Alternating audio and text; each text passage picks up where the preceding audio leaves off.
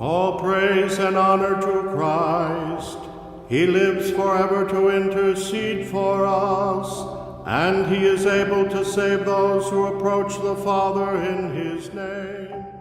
I am one of thousands who have been affected by this good man. I can look at my life and see that his goodness and his compassion and his commitment and service to others is woven through my life like a thread through a tapestry. And he was one who had such a kind of inner conviction of who he was and what he was to do with his life, that he drew people to him. There was an idealism that, as I look at our 53, almost 54 years of friendship since I was a child, it never dimmed. It never dimmed. There was always a willingness to share those gifts with others. And what he wanted to share with you was much more than just that joy-filled personality of his. You walked away with a sense of the living presence of Jesus in him and his way of joyfully expressing that and encouraging everyone that he came in contact with. First of all, it's simply a smile. And I think that smile was emblematic of one of the perhaps most significant characteristics of Bishop Curlin was his charity and his compassion. There was no call from anyone at a hospital who needed a priest to come for the sacraments or just for comfort that Bishop Curlin did not respond to. His compassion for persons suffering with AIDS, when that epidemic started and everyone was afraid, nobody knew about it, his outreach going to visit a young man whose birthday it was, who asked him would he have a piece of cake with him. And Bishop Curlin did where others had refused. His connection with Mother Teresa, I think what she must have resonated with immediately was that sense of compassion which marked his life and his ministry as priest and ultimately as bishop. In establishing the Bishop Curlin Scholarship here at Belmont Abbey College, we want to keep the legacy of Bishop Curlin and his service as our bishop alive in the Church of Charlotte and in this area, and also to acknowledge and show our gratitude for his respect for and affection for both for our monastic community and for our college, and his encouragement to us in both of those communities, the monastery and the college. Being in the presence of someone who was saintly, and as I've said, whom I really believe to be a saint. You know, the French writer Léon Blois said the only real sadness in life is not to be a saint. And Bishop Curlin believed that, and he lived that, and it was impossible to be in his presence without knowing that you were in the presence of a saint and being inspired by the holiness that was so evident in him. He really saw service as including everybody, the poor, the sick, people who were down and out, people who were lacking in a center to their lives, and he utterly devoted himself to all those people. And when he went to Charlotte, he entered what clearly is the Bible Belt, and one of the ideas central to the Bible Belt is you develop a personal relationship with Jesus Christ. And here was a priest and a bishop who was coming from a place where he'd already devoted his whole life to bringing people to a personal relationship with Jesus Christ. And that continued for the rest of his life. It continued whether he was in Lourdes or the Holy Land or anywhere else. It was really the essence of this good man.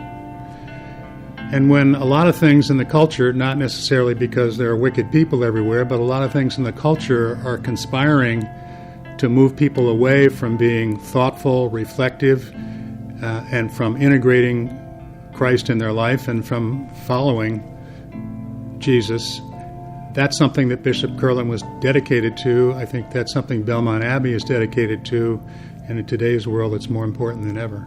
I think it would be important to him to have that legacy continued so that generation after generation of college students would not only get a first-rate education, would not only learn their faith and learn to practice their faith, but would also be devoted to service on all those levels that Bishop Curlin thought were so important.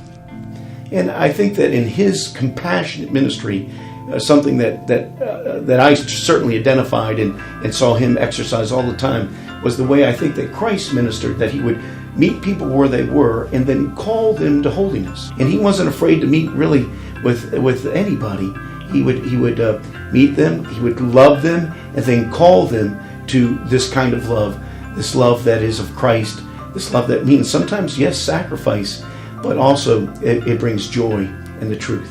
Bishop Curlin was always trying to make that connection. Of course, he had a very soft spot for the sick, for the poor, for the suffering, always. That's what he was trying to do. Invite people into intimacy with the church, intimacy with, of course, Jesus Christ. Bishop Curlin had as his motto, Sentire cum Christum. It means to perceive and to feel, to have in you the attitude of Christ. Because what we want to do is we want to have head and heart come together. The students would have in them the mind of Christ. They would know, they would be formed in knowledge, and they would have the complementary formation that would go with the heart, and a heart after Christ's own. Form this attitude, obviously through the intellectual formation, but also giving them opportunities that they would come in contact with the poor, opportunities to serve the poor. So then what starts to happen is that the attitude, once it's planted, it grows within the individual. And then it becomes more than an attitude, it becomes an intuition. It becomes a way of them acting. And what is it that we act on? We act on love. That the Curlin scholars would be formed in this tradition with Sentire cum Christo, that they would act in love, that they would speak the truth in love. So therefore they could become a leaven for the culture of life. They could become a light for the new evangelization. They could become an ongoing legacy of Bishop Curlin. It's just absolutely unbelievable when you left the bishop's area, whether it be his room or whether it be he's leaving for days or weeks, you would think that I was the only person in his life. But when you look around and hear, he touched thousands and tens of thousands of people. It happened at a very, very opportune time that my son was diagnosed with melanoma skin cancer, and the bishop came into our life and really helped in so many different ways to get Andy to accept the Lord and what was going to happen. And without the bishop, the family would have been torn apart. When Andy just passed from the melanoma skin cancer, and the bishop was at the house, we had dinner. And he knew we were going to move because we said we couldn't stay in this house. And he said, "What are you going to do with the house?" I looked at him. "I'm going to sell it."